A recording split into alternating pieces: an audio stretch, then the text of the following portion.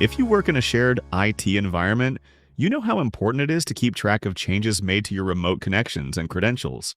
In Remote Desktop Manager, the entry history feature gives you a full record of every modification made to an entry, along with who made it and when.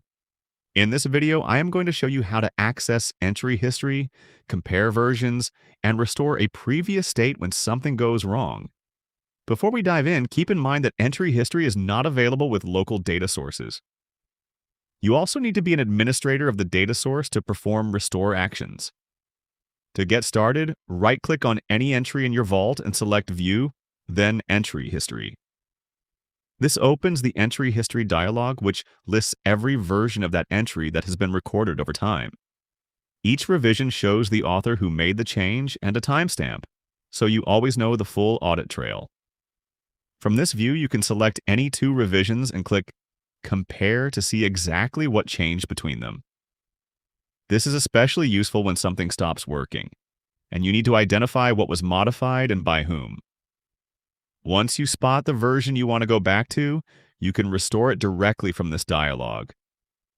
You can also manage your history revisions from here. Use the Delete button to remove a specific revision, or Delete All to clear the entire history for that entry if you need to clean things up. Now, what if an entry has been deleted entirely?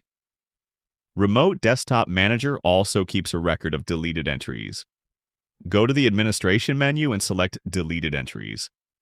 From there, you can browse entries that have been removed from the vault and restore them if needed. This acts as a safety net for accidental deletions, and that covers the essentials of entry history in Remote Desktop Manager. It is a straightforward but powerful feature for maintaining accountability and recovering quickly from unintended changes. If you want to learn more or explore additional recovery options, make sure to check out the documentation and knowledge base articles linked in the description below.